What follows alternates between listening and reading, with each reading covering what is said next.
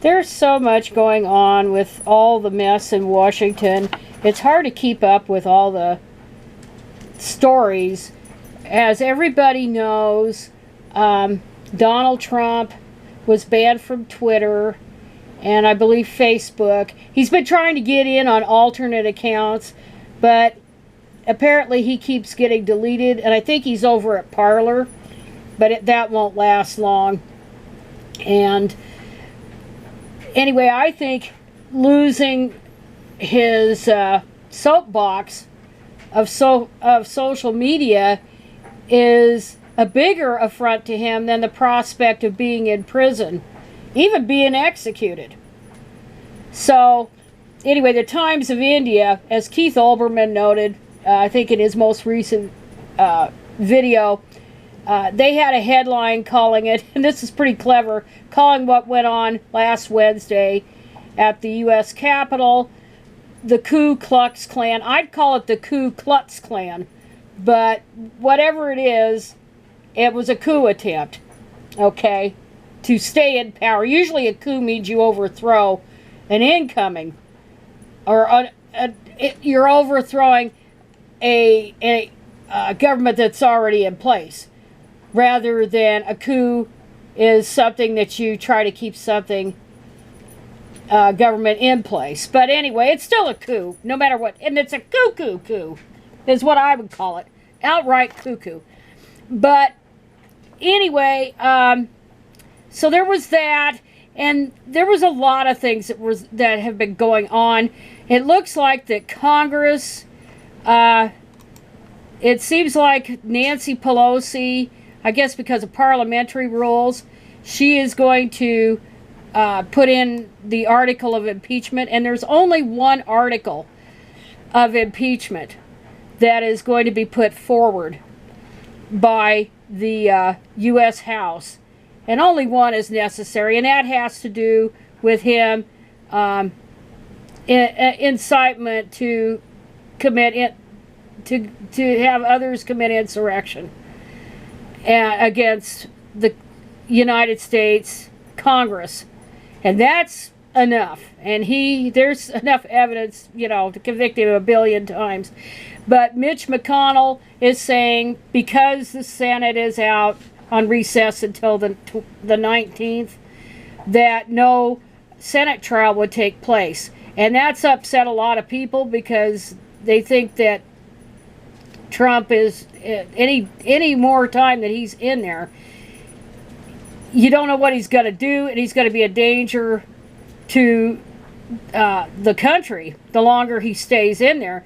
But then the other side of the argument is they could still, quote unquote, remove Trump, even if Trump is no longer president, by convicting him, which the removal is. But this would deny him all kinds of perks as a former president, such as Secret Service protection, or a pension benefits, or most important to him, he can't ever again run for public office in the United States. And then, of course, he's subjected to all kinds, the likelihood of criminal charges. I mean, it would be a gross miscarriage of justice if this guy is not indicted. And there's a whole encyclopedia Britannica worth of crimes that he's committed before and during his presidency. So there's that. And now rumor has it that Trump really has no actual power anymore, that it's a de facto 25th Amendment, and that Mike Pence is basically running the government anyway. And so but they said they could do nothing to take away nuclear codes. But I think rumor has it that he doesn't even have access to that they changed the codes. But I don't know if that's actually, it's all kind of speculation. And then, initially after the coup attempt, or the terrorist attempt, let's just call it terrorist action. The terrorist action against the U.S. Capitol happened. There were people that were thinking that this terrorist named Ashli Babbitt she was just such an innocent victim. She didn't deserve to die, blah, blah, blah. And apparently one time she was an Obama supporter. But somewhere along the line, she just went off into the deep end. But she was deep into it. And the thing of it is, if you saw the video of her being unhinged that was widely shared all over the internet, you know that she wasn't playing with a full deck like so many of them. But the thing was, she tried, after repeated warnings by law enforcement, not to breach that door to get into the House of Representatives, which one of the chambers was right by there, or the chamber, and there was something like, I had read something like 90 representatives had not yet been evacuated at that point. And this damn woman had every intention to go in there, and who knows what she had in her backpack. But she had every intention of going in there and killing these people, just like a lot of those people were that have been arrested. And so she didn't follow orders, and if you don't follow orders, you pay the price. So this woman was not an innocent victim. She's not being trashed because she's a woman. In fact, I would argue people making excuses for her are doing it because she is a woman. No, she was a terrorist. It doesn't matter what sex she is or was. It doesn't matter. She was a terrorist, and she deserved exactly what she got. And in fact, more of them should have gotten what they actually deserved. But it scared them off. It did scare them off at that point. And there's a video, and I'm not going to link to it, but people have seen it. I'm sure millions have seen it, and it's been, clips of it have been on the news and stuff. But there was this guy by the name of Jaden X, or whatever the hell it is, on YouTube. And supposedly he wasn't really into this stuff. He was supposed to be politically the opposite, but he pretended to be one of them. And he breached the security, the gates, and filmed this insurrection by all of these terrorists trying to justify it. And he was just a few feet away from where she was shot. And it's on there on the video. But, you know, there were legitimate media organizations there at the Capitol to record the Electoral College vote. They were there. And there was no need for anybody to be carrying an iPhone or whatever the hell and recording this stuff. Or taking selfies. You talk about idiots that were getting themselves in this gonzo filming of this terrorist act, thereby implicating themselves. They just made it easier for law enforcement. Just like this Jaden guy. And he was no different, really, than Ashli Babbitt. By going in there. Just going in there made him a terrorist.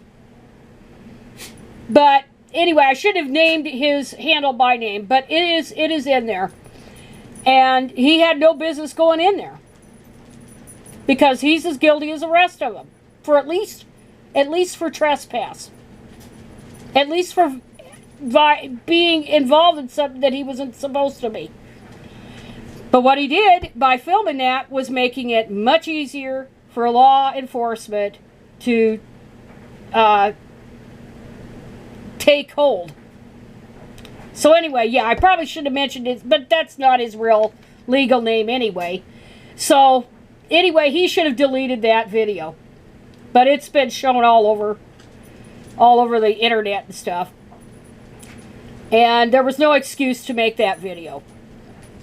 And so then, going from that to editorials, the Houston Chronicle had an absolutely vicious, I guess you could say, editorial about Senator Ted Cruz. And they demand that Senator Cruz resign. So, They said, we reserve special condemnation for the perpetrators among them who are of sound mind and considerable intellect, those who should damn well know better, none more than U.S. Senator Ted Cruz. A brilliant and frequent advocate before the U.S. Supreme Court and a former Texas Solicitor General, Cruz knew exactly what he was doing, what he was risking, and who he was inciting as he stood on the Senate floor Wednesday and passionately fed the farce of election fraud, even as a seething crowd of believers was being whipped up by President Trump a short distance away. And it just nails him. It just nails him to the wall. And he's already hated by his colleagues in the Senate. He's probably the most hated person there. And so this antic by him didn't help matters. And, of course, the Kansas City Star and also the St. Louis Post-Dispatch, and I'll put both links in the description, they talked about Josh Hawley should meet the same fate. Another opportunist.